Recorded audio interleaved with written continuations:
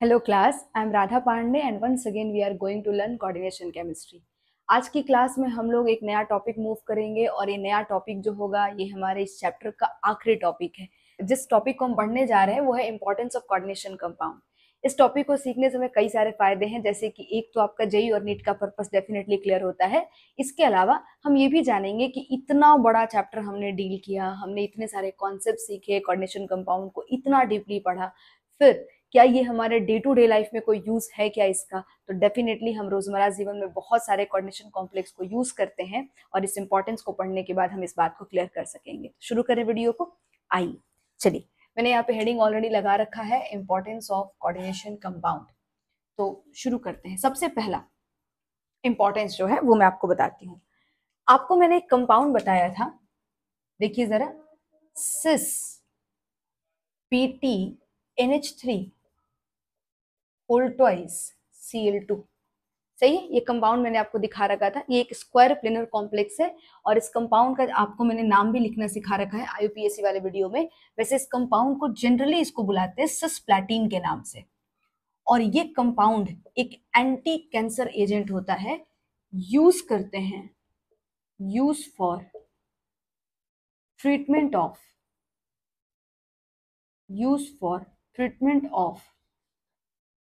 Cancer patient को दिया जाता है कैंसर को ठीक करने के लिए, है ना। एंटी कैंसर एजेंट है। तो सिस्प्लैटिन एक हमारा कोऑर्डिनेशन कॉम्प्लेक्स है जो कि मेडिसिन के तौर पे यूज होता है, मेडिसिनल फील्ड में यूज है।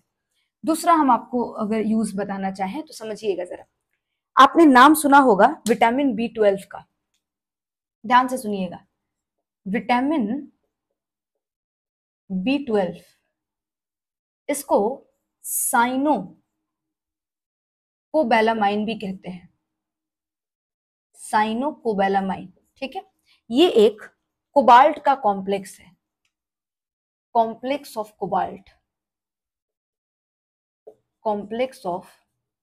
कोबाल्ट, और ये यूज टू प्रिवेंट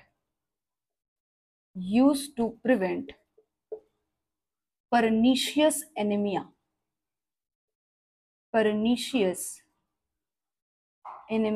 ये परनीशियस एनीमिया से बचने के लिए, प्रिवेंट होने के लिए हम लोग विटामिन B12 को यूज करते हैं। क्या होता है परनीशियस एनीमिया? बायोमोलिक्यूल चैप्टर में आपको ये फिर से देखने को मिलेगा, समझिएगा। परनीशियस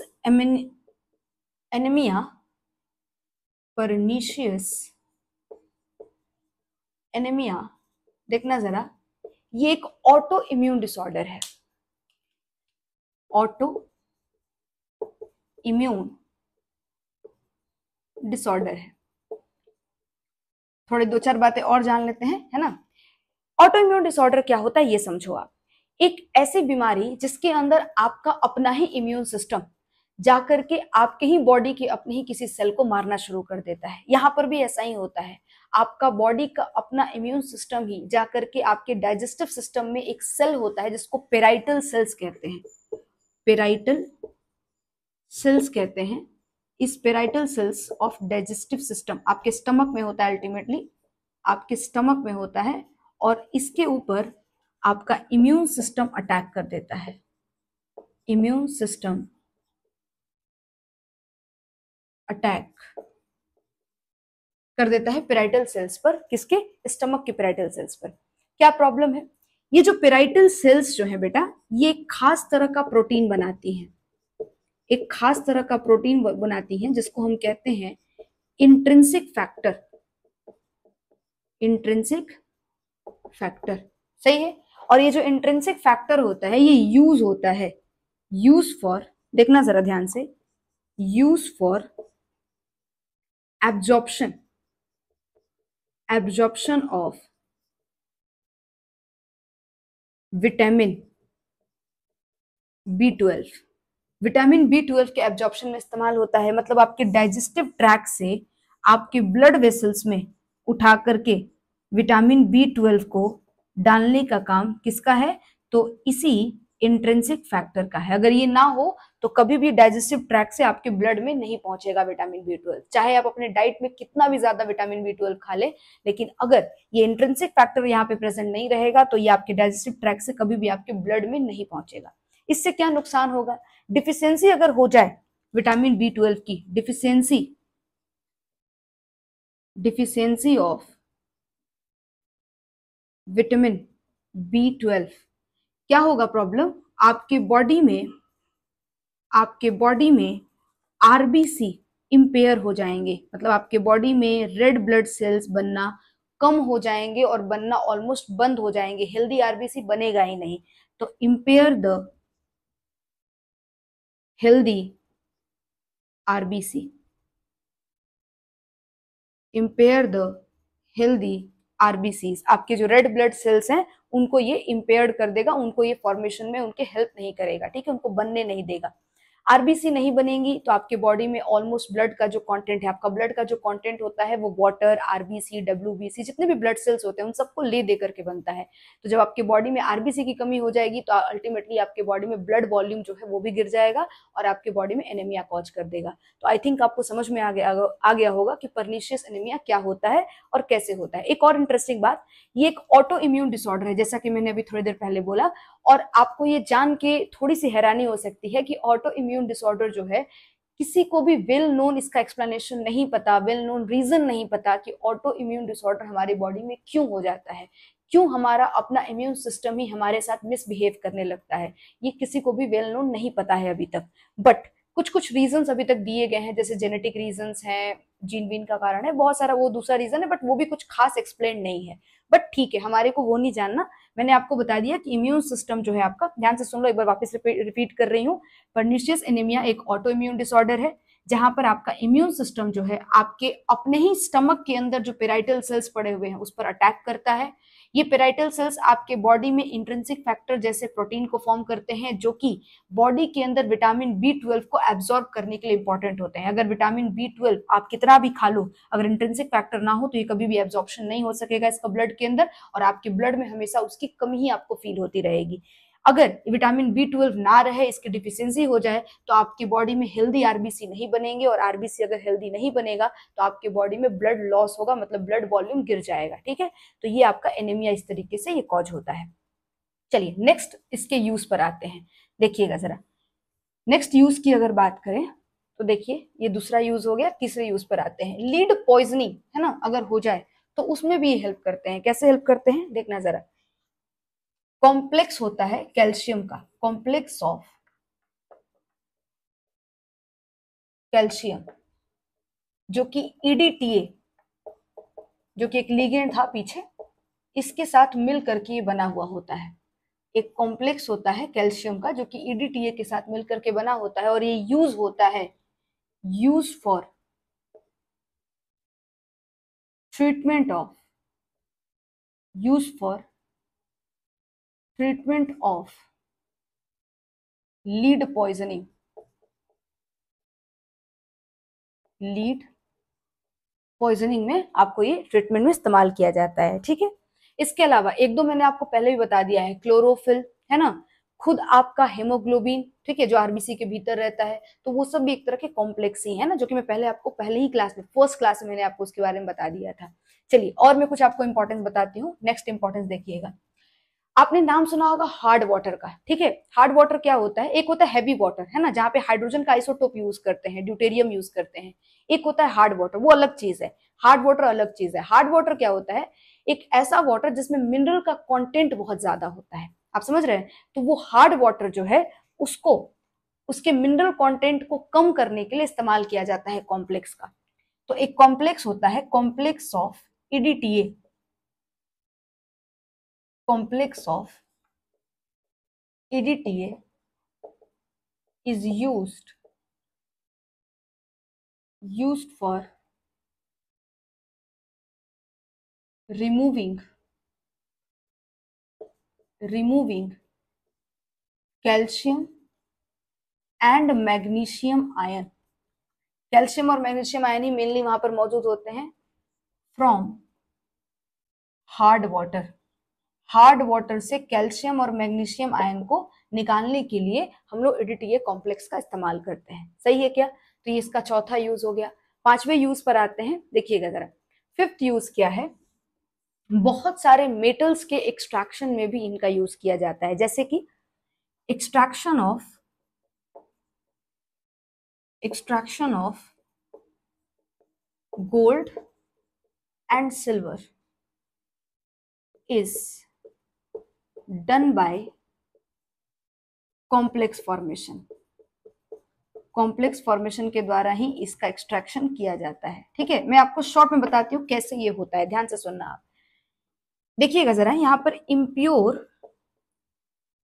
गोल्ड को लेते हैं और उसका रिएक्शन CN- से कराते हैं। सही है, साइनाइड है ना, साइनाइड आयन से कराते हैं और ये इसको कराने के लिए जिस चीज का प्रेजेंस रखते हैं यहाँ पर वो होता है आपका oxygen and water.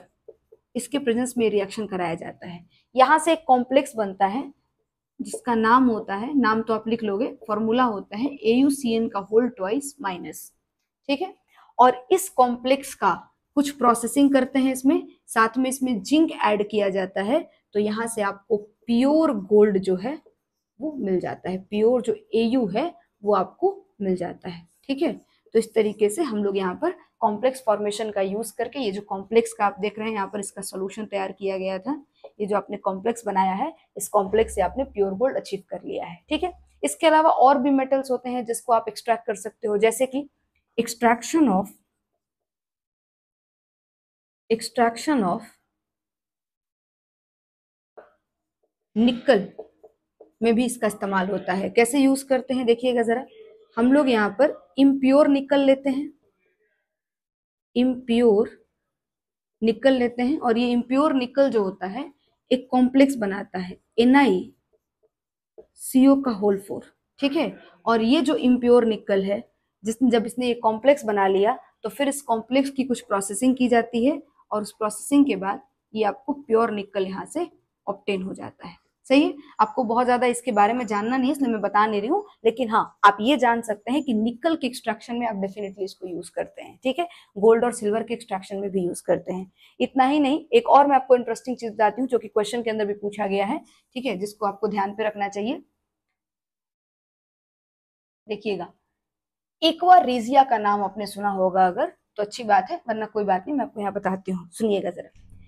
Aqua regia, aqua regia क्या होता है? ये एक्वा रेजिया एक्चुअली ये एक मिक्सचर है,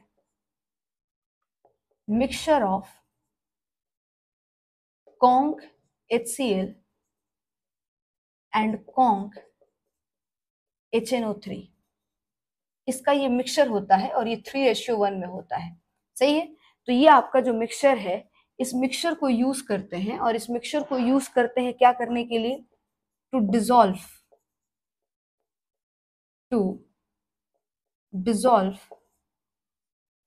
नोबल मेटल। इसमें नोबल मेटल को डिसॉल्व किया जाता है like gold and platinum.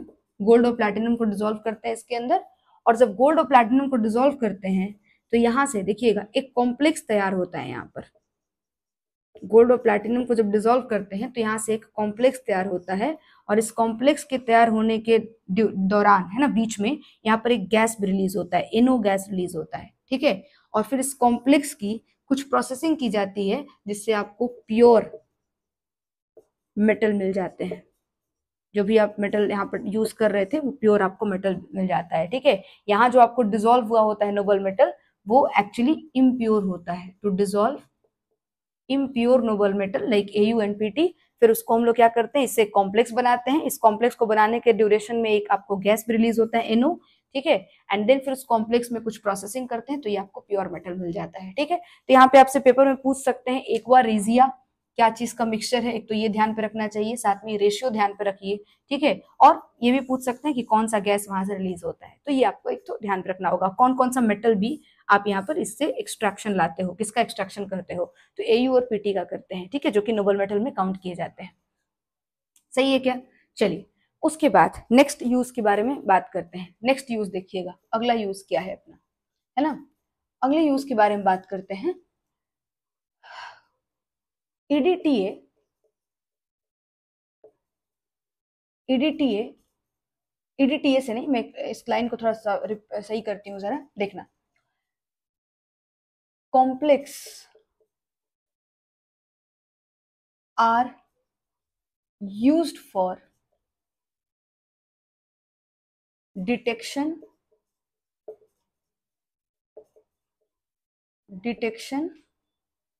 and estimation। कुछ कॉम्प्लेक्स होते हैं जिसको यूज किया जाता है मेटल्स को एस्टिमेट आउट करने के लिए या डिटेक्ट करने के लिए। क्या होता है डिटेक्शन? पता लगाने के लिए, है ना। एस्टिमेट आउट मतलब क्वांटिटी जानने के लिए, प्रेजेंस जानने के लिए या फिर उसकी क्वांटिटी को जानने के लिए हम लोग डिटेक्शन एंड एस्टिमेशन कह सकते हैं। उसको जानने के लिए हम लोग कॉम्प्लेक्स का यूज करते हैं। बाय यूजिंग द रिएजेंट, कुछ रिएजेंट को यूज करते हैं तब जाकर के ये हो पाता है। By using the reagent like EDTA, DMG, है ना, डाइमिथाइल ग्लाइऑक्साइम, ठीक है, अल्फा नाइट्रोसो, बीटा नैप्थॉल, ठीक है, ये सब रिएजेंट के तौर पे यूज होते हैं। क्यूप्रॉन, है ना, इन सबको आप इस्तेमाल करते हो और इसके कॉम्प्लेक्स से आप क्या करते हो, जो कॉम्प्लेक्स तैयार होता है उससे आप कुछ मेटल्स का डिटेक्शन करते हो। Complex are use for detection and estimation of metals. छूट रहे हैं यहाँ पे, ऑफ मेटल्स ऐड कर लो, of metals by using the reagent like EDTA, DMG, alpha nitroso, beta naphthol and cupron. सही है क्या? तो ये आप करते हो, है ना। ये इसका 5th यूज हो गया, 5th या 6th यूज है, आप देख लेना नंबरिंग क्या किया मैंने, ठीक है। चलो नेक्स्ट देखो जरा, आखिरी रह गया है, सुनना जरा। एक कैटलिस्ट है, ये भी आपको पेपर में पूछा गया और इस बार में भी शायद नीट 25 में भी इससे क्वेश्चन आया हुआ है। विल्किंसन कैटलिस्ट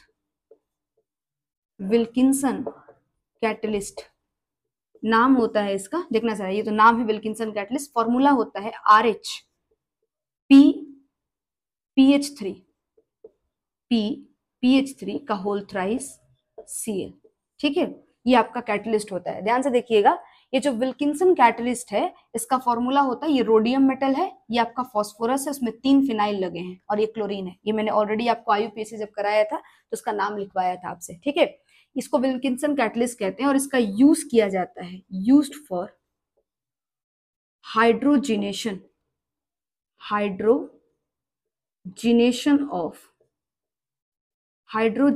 ऑफ अल्कीन्स में हाइड्रोजन को ऐड करने के लिए इस कैटलिस्ट का यूज किया जाता है। सही है क्या? आप पढ़ेंगे ऑर्गेनिक में, 11th के ऑर्गेनिक में देखा होगा और 12th में भी कहीं ना कहीं शायद देखने को मिलेगा। ऐसे पेपर में ये क्वेश्चन ही आता है, विल्किंसन कैटलिस्ट ही पूछ लेते हैं क्या करता है, ठीक है। इस बार भी शायद आया था पेपर में, तो आप देख लेना जरा। उसके बाद एक आखिरी रह गया, वो भी देख लो आप यहाँ पर। नेक्स्ट देखो जरा, एक कॉम्प्लेक्स कराया था पिछले वीडियो में, जस्ट जो लास्ट वीडियो मैंने आपको कराया था उसमें मैंने एक कॉम्प्लेक्स आपको दिखाया था। देखिएगा जरा, वो ये कुछ था, CO का होल 8, ठीक है। इसको मैं कह सकती हूँ, इसका नाम ऑक्टा कार्बोनिल, आपको भी नाम लिखने आता है, लिख के देख लीजिएगा, डाई कोबाल्ट मेटल कार्बोनिल है ना, इसका चार्ज है 0, ऑक्टा कार्बोनिल डाई कोबाल्ट, ठीक है। ये जो आपको कंपाउंड है ये यूज किया जाता है, यूज्ड फॉर